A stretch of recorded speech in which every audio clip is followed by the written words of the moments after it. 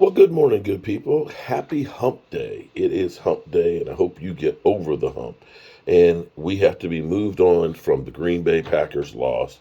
We have the Dallas Cowboys getting back on the practice field. We talking about practice, not the game, not the game that we love.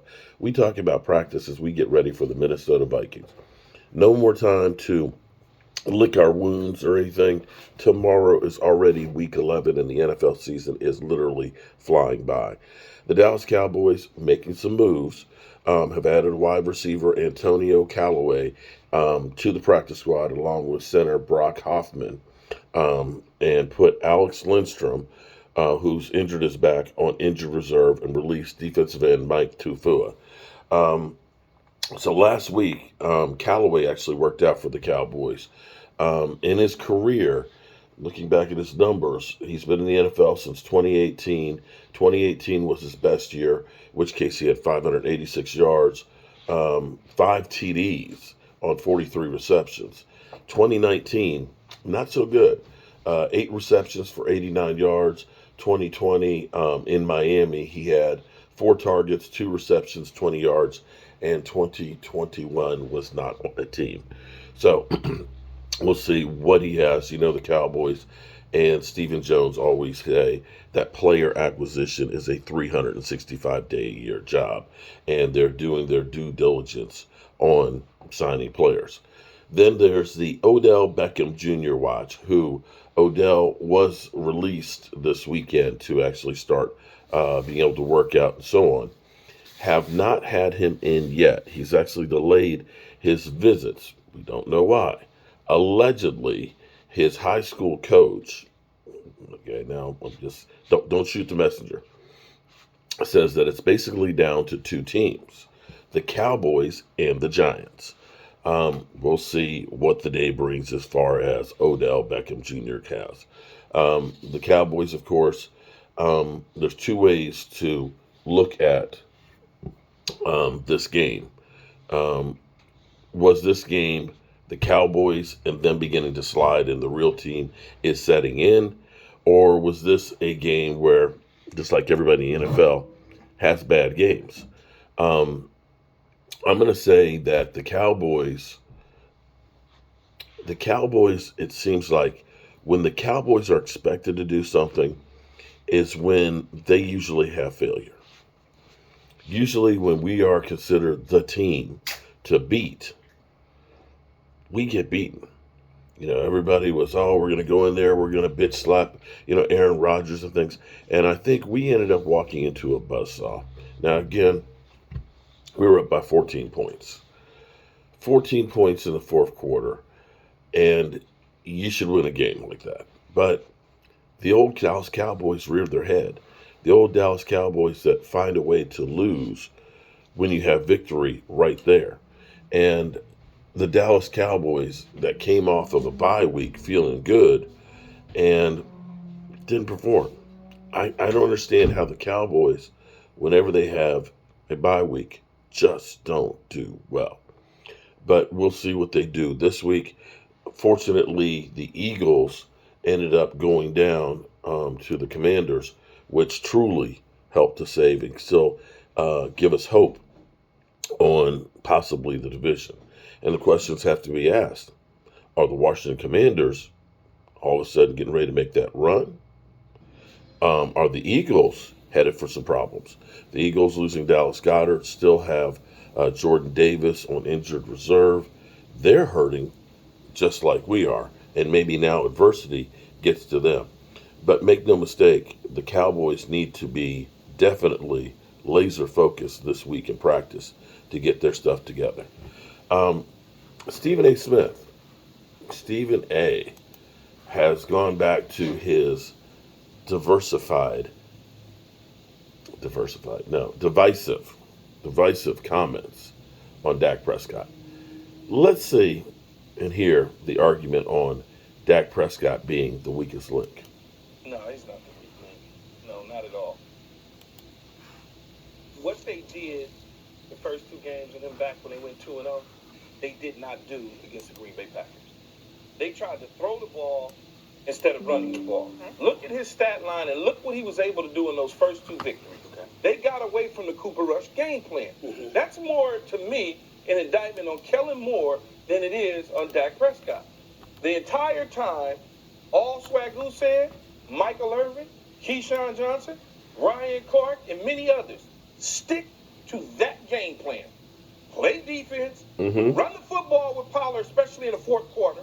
You up by 14. Why are you throwing the football? But they get away from that. And because Dak Prescott is, I don't want to call him a scapegoat in this situation, but a guy who has a big contract, he wears the Dallas Star, people are waiting to pounce on him when it goes wrong. One of the 2 interceptions was certainly his fault. There's no question about it. What are you looking like that for? So Dak Prescott's the victim then? It's not about victim.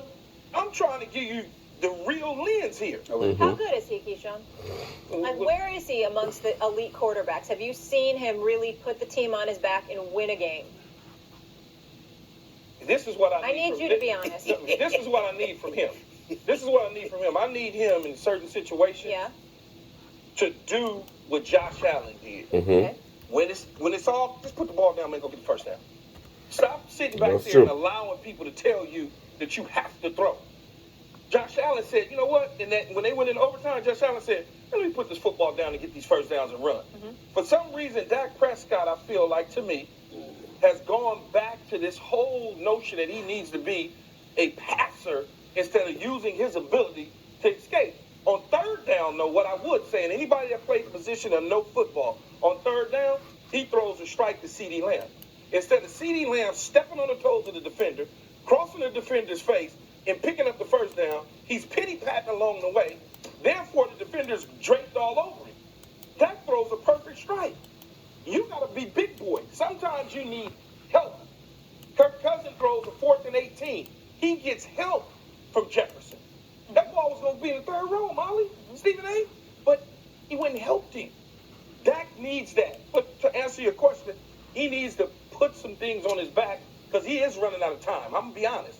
He's running out of time. Dak's running out of time. Okay. What do you mean by that? Because he's in his 7th year, 6th season, 7th year because he got hurt. Yep. At some point, he's going to be in that 8th year.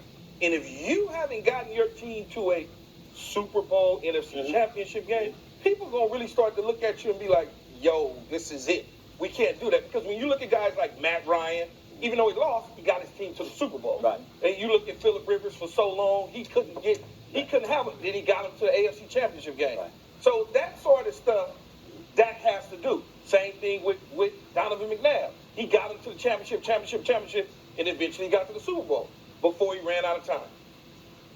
You know, it's interesting. You know, you do this show, Molly, and this is the thing about somebody like Keyshawn. Let me educate the audience here about Keyshawn Johnson. Okay, this brother knows his football. You don't win arguments with Keyshawn trying to argue his facts. You treat him like you treat the Cowboys. Just wait. Be patient. Because it's what he doesn't say that you get him on. Not what he does say. See, that's the way you can't argue with Keyshawn with his facts. You know what the hell he's talking about. You just got to listen and wait to see what he leaves out. That's how you got to treat somebody like Keyshawn. For example, notice how he sat up there and went through his big-time soliloquy about it's not Dak Prescott, it's all these other things. You know, CeeDee Lamb, you got to catch that pass. You understand what I'm saying? You Kellen Moore, you got to call more running plays. All right, you the defense, you got to make those stops. We get all that. We get all of that. But then at the tail end of that soliloquy, Molly, what does Keyshawn Johnson do? He comes back to Dak Prescott and said, he running out of time. You see what I'm saying? He running out of time. Which is my point. He's running out of time. It's been 7 years. It's been 7 years. But he's not the weak link. Wait a minute. Let me say this to you. If you are a superstar quarterback, now hypothetically, I got a backup in Tony Pollard that's averaging 6 yards a carry. Yes. Okay? Yes. I got a receiving CeeDee Lamb that obviously still needs to improve, but he's a stud. Michael Gallup ain't no scrub. Schultz ain't no scrub. The defense is real. Okay? We get all of that. I put the parts. The defense gave up the 2 touchdowns in the second half. If I put those parts around elite quarterbacks in the National Football, what would Lamar Jackson do if he had all of those parts? What would Justin Herbert do if he had all of those parts healthy, that is, okay? All right, Tua Tagovailoa, suddenly he got Tyreek Hill and Jalen Waddle. Look how he looked. He an MVP candidate, okay? Aaron Rodgers, how would he look, okay?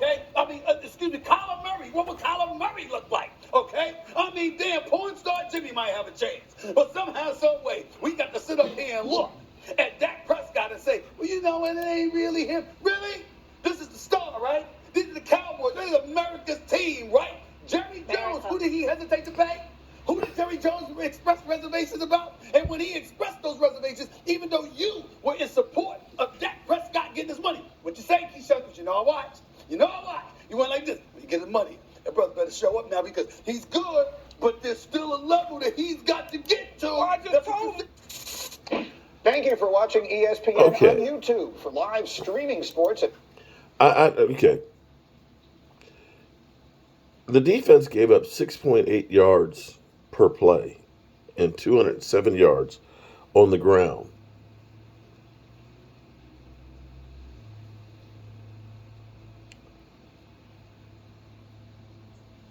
And as far as, we got Skip Bayless talking about, I trust Cooper Rush more than Dak Prescott, this, that, and the other. Y'all realize that against the Eagles, he had 3 interceptions. And I'm not trying to belittle Cooper Rush at all. We never approached 28 points in a game with Cooper Rush. We did not have 3 TD passes from Cooper Rush in the games. We have to do better everywhere. That includes Dak. That includes Cooper Rush, if he ends up being out there. Excuse me, not Cooper Rush. Kellen Moore at play calling, because at some point, the shit that Cooper Rush does, fourth quarter, you're up by 14. You should be running the football just to be killing the clock, and we're not doing that. You had hot hands and being able to run against a defense that could not stop the run. And here it is, we're throwing like the Mad Bomber with a guy who's got coming back from thumb surgery in cold weather 46 times. The haters going to say what they want to say. It doesn't matter. It doesn't matter what I say or what I think or anything like that, and that's fine. But if you toe the line with the divisiveness of Skip Bayless, who automatically is always, I'll take Tim Tebow over Dak Prescott's, and Stephen A., who the reason he gets paid is because he gets attention, then by all means go right ahead.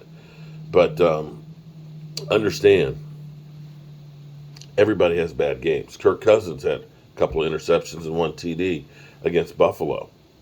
The team got together there, made plays. And I will say having Justin Jefferson as a wide receiver over CeeDee Lamb right now is a major difference. But hey, haters gonna hate. All right, good people. I got to get over here, get the carpet guys in, and get to work so I can get back up the road and then do our You're an Idiot, Mark Holmes segment tonight with Brother Ross. I'll see you there.